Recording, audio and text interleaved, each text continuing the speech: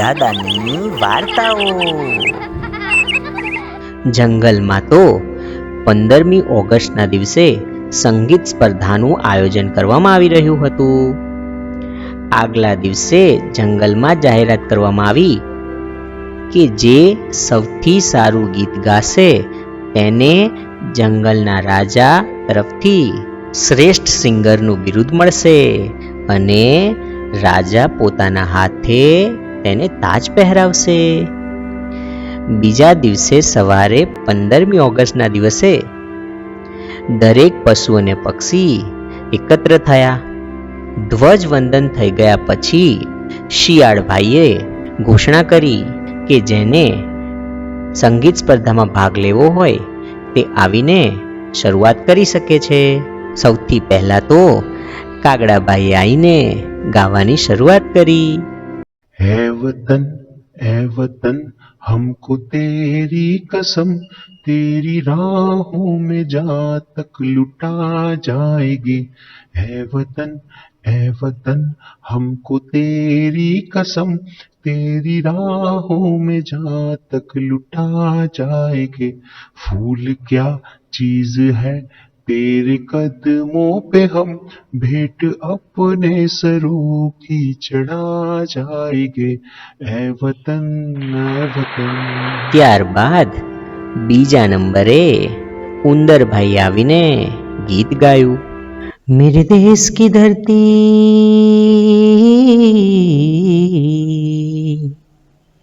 मेरे देश की धरती सोना उगले उगले हीरे मोती.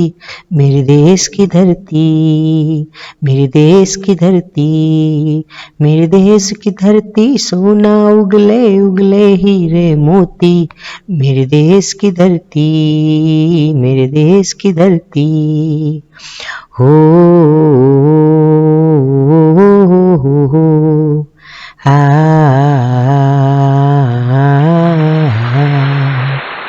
તેના પછી તો ચકલીબેન ઉડતા ઉડતા આવ્યા અને એમણે પણ સરસ મજાનું ગીત ગાયું.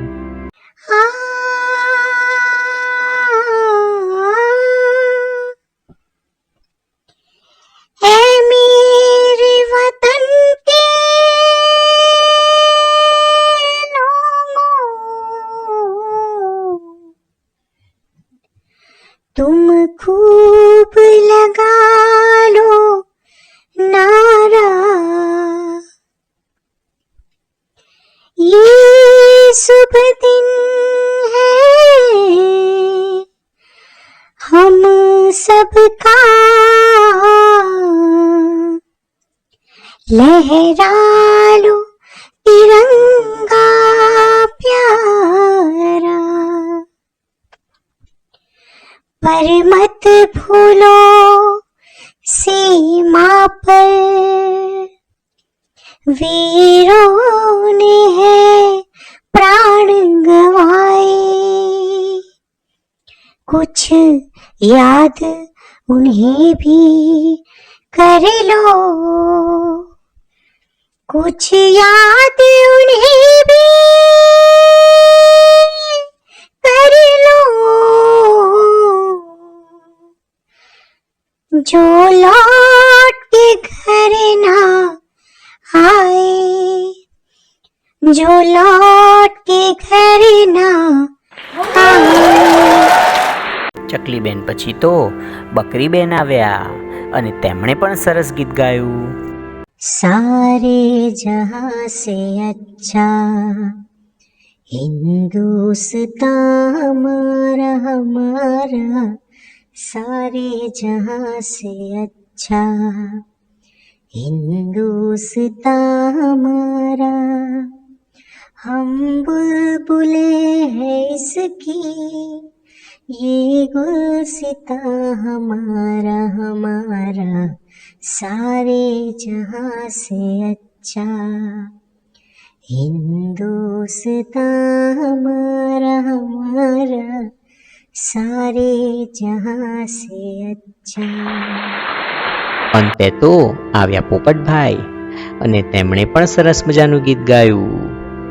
है मेरी प्यारी वतन, है मेरे बिछड़े चमन तुझ पे दिल कुर्बान